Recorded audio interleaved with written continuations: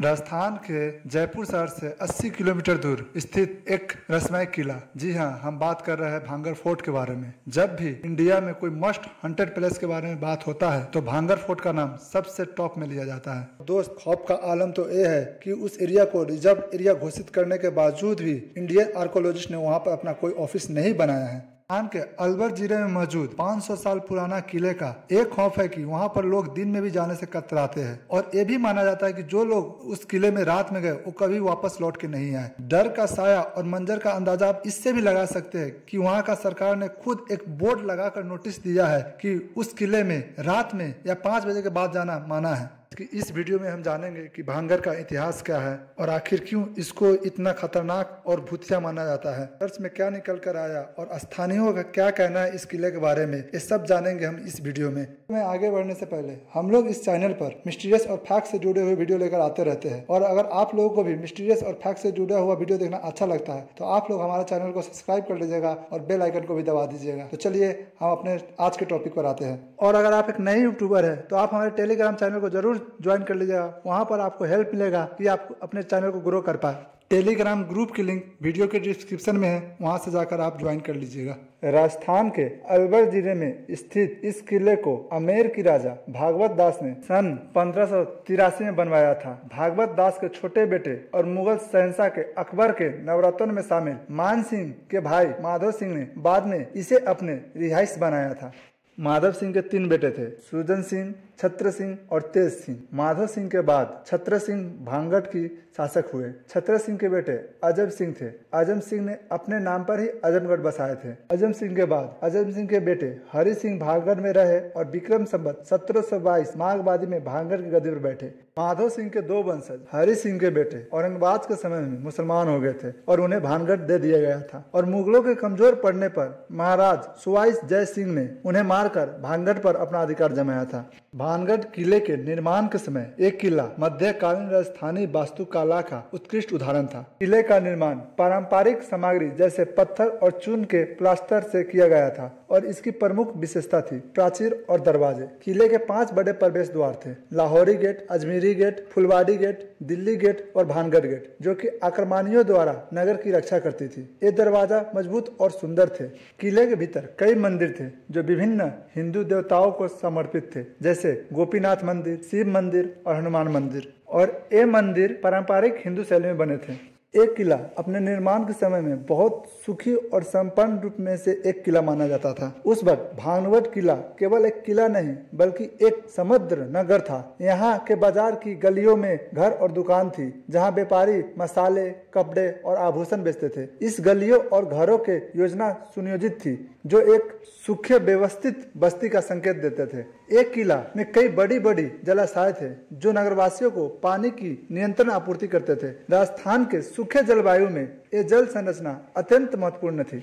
तो ही अंदर की सुंदरता, बल्कि जितना एक किला अंदर से सुंदर थी उतना ही बाहर और प्राकृतिक सुंदरता से भरा हुआ था। भानगढ़ किला अलवारी पहाड़ियों के बीच बसा हुआ है। किले के हरे भरे जंगलों और लहराती पहाड़ियों के अद्भुत दृश्य दिखता है। इस क्षेत्र की प्राकृतिक सुंदरता हरी भरी घाटियों और पहाड़ियों क्षेत्र के साथ उस समय किले के आकर्षण को और बढ़ाती थी। समग्र में देखा जाए तो एक किला बहुत ही सुंदर और प्रत्येक किस्म से सुख से संपन्न थी। फिर ऐसा क्या हुआ जो इस किले को इतना भूतिया और डरावने बना दिया? इतिहास को खंगाला जाए और वहाँ के लोकल आदमी को सुना जाए तो 2 कथा बहुत प्रसिद्ध है, एक योगी बालूनाथ की और दूसरा राजकुमारी रत्नावती की। तो चलिए जानते हैं भानगढ़ किले का भूतिया गढ़ बनने में किसका हाथ है, एक तरफा प्यार या साधु का शराब। तो पहले हम बात करते हैं योगी बालूनाथ जी के बारे में। जब राजा माधव सिंह ने भानगढ़ किले बनाने का निर्णय किया तो उन्होंने इस क्षेत्र के एक प्रसिद्ध योगी बालूनाथ से अनुमति मांगी जो उस समय पहाड़ियों पर तपस्या कर रहे थे। बालूनाथ ने राजा को किला बनाने की अनुमति तो दी लेकिन एक शर्त रखी। उन्होंने राजा से कहा कि किला का निर्माण इतना ऊंचा नहीं होना चाहिए कि उसकी छाया उनके साधना स्थल पर पड़े। योगी ने चेतावनी दी कि अगर ऐसा हुआ तो नगर का सर्वनाश हो जाएगा। राजा माधव सिंह ने इस शर्त को मान लिया और किले का निर्माण शुरू हुआ। प्रारंभ में राजा ने ध्यान रखा कि किले का निर्माण सत्य के निर्देशन अनुसार ही हो, लेकिन समय के साथ साथ जैसे जैसे भानगढ़ नगर का विकास हुआ और किला विशाल रूप लेने लगा, नए राजा कहते हैं कि माधव सिंह के उत्तराधिकारी ने इस चेतावनी को नजरअंदाज कर दिया और किले का विस्तार होते होते उसकी ऊंचाई इतनी बढ़ गई कि किले का छाया बालूनाथ जी का साधना स्थल तक पड़ने लगी। और जैसे ही छाया बालूनाथ जी के तप स्थल पर पड़ी तो योगी का श्राप सच हो गया। और जैसे उन्होंने कहा था, उनका श्राप के कारण भानगढ़ में विनाश का सिलसिला शुरू हो गया। एक बड़े युद्ध या अंकाल के कारण नगर के लोग मारे गए या भाग गए और भानगढ़ किला पूरी तरह से वीरान हो गया। इस कहानी से जुड़े एक अलग कहानी ये भी है कि कहा जाता है योगी बालूनाथ एक महान तांत्रिक थे और उनके पास असीमित शक्ति थी। उन्होंने अपनी आध्यात्मिक शक्ति से नगर के भविष्य को देखा और इसलिए ये सत्य रखा कि किले की छाया उनके स्थल पर नहीं पड़ना चाहिए। उनका श्राप इतना शक्तिशाली था कि उन्होंने भानगढ़ के लोगों को हमेशा के लिए इस भूमि से निष्कासित कर दिया। कई लोगों का आज ही मानना है कि बालूनाथ के श्राप के कारण किला और उसके आसपास के क्षेत्र भूतिया हो गया। लोगों का मानना यह भी है कि रात के समय अजीबो गरीब आवाजें सुनाई देती है और कई रहस्यमय घटनाओं घटती है। स्थानीय निवासियों का कहना है कि किले के आसपास रात में जाना खतरनाक हो सकता है क्योंकि वहाँ असामान्य घटना घटती है और असामान्य घटना की अनुभव हो सकता है। ये तो थी ऋषि की श्राप की कहानी। अब हम बात करेंगे एक तरफा प्यार की कहानी जो कि माना जाता है भानगढ़ किले को भूतिया और डरावना बना दिया। राजकुमारी रत्नावती भानगढ़ के राजा चत्र सिंह की पुत्री थी और कहा जाता है कि उनकी सुंदरता की चर्चा दूर दूर तक थी। उनकी सुंदरता इतनी बेमिसाल थी कि कई राजकुमार और राजा उनसे विवाह करना चाहते थे। केवल राजकुमारी की सुंदरता ही नहीं बल्कि उनकी बुद्धिमानी और करुणामय स्वभाव भी लोगों को आकर्षित करता था। भानगढ़ के पास रहने वाला सिंधु सेबड़ा नाम के तांत्रिक जो कि काला जादू में माहिर था, राजकुमारी रत्नावती पर मोहित हो गया था। वो राजकुमारी को किसी भी कीमत पर पाना चाहता था कि अपनी शक्तियों के बिना ऐसा संभव नहीं होगा क्योंकि वो राजकुमारी के काबिल नहीं था। एक दिन तांत्रिक ने राजकुमारी को बाजार में देखा जब वो अपनी दासियों के साथ इत्र खरीदने गई थी। सिंधु सेबड़ा ने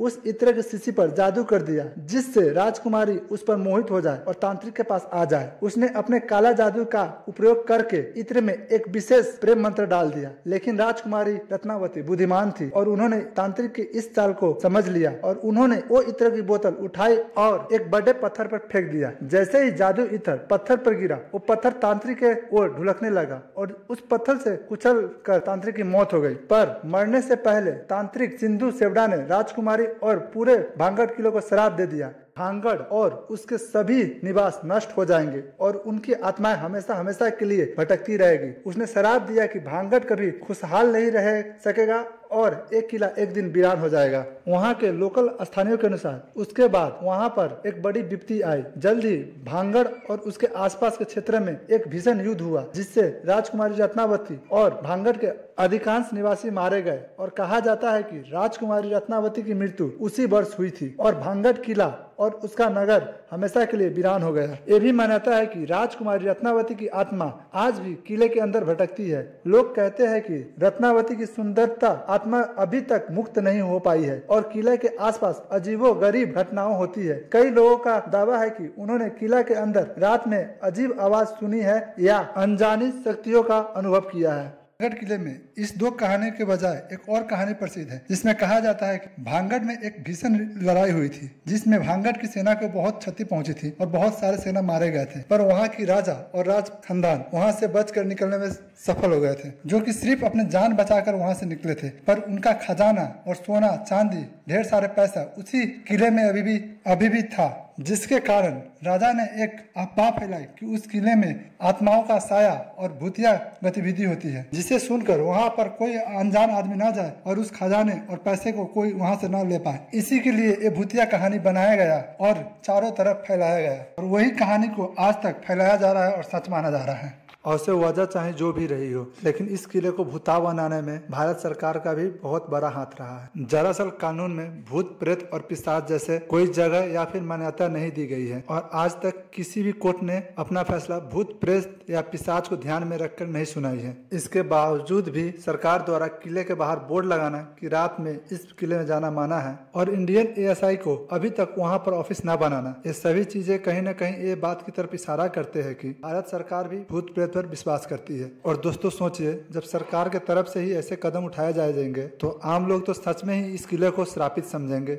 चाहे जो भी हो, भानगढ़ किला आज एक प्रमुख पर्यटक स्थल है, लेकिन स्थानीय निवासियों और पर्यटकों के बीच ये धारणा अभी भी प्रचलित है कि किला श्रापित है। भारतीय ASI ने भी किले को सूरज ढलने के बाद प्रवेश करने की प्रतिबंध लगाई हुई है और किले के आसपास के लोग मानते हैं कि वहां रात के समय जाना सुरक्षित नहीं है। राजकुमारी रत्नावती और बालूनाथ की कहानी भांगड़ किला को और भी रहस्यमय और रोमांचक बनाती है और ये भारतीय लोक कथाओं का एक महत्वपूर्ण हिस्सा है। भांगड़ किले का खंडर आज भी उस समय का गौरव और विनाश का गवाही देती है। हालांकि इसके पीछे का तथ्य और कहानियों पर यकीन करना और ना करना ये आपकी सोच के ऊपर निर्भर करता है, लेकिन एक बात तय है कि भांगड़ किले का अनुभव आपको दिल और दिमाग पर गहरी छाप जरूर छोड़ता है। तो आज के वीडियो हम यहीं पर समाप्त करते हैं। कैसा लगा आपको वीडियो आप कमेंट कर जरूर बताइएगा, लाइक कर सपोर्ट कीजिएगा और आपको फैक्ट और मिस्टीरियस से जुड़े हुए वीडियो देखना अच्छा लगता है तो आप हमारे चैनल को सब्सक्राइब कीजिएगा और बेल आइकन को भी दबा दीजिएगा, क्योंकि जब भी हम वीडियो अपलोड करें तो सबसे पहले आपके पास पहुंच पाए।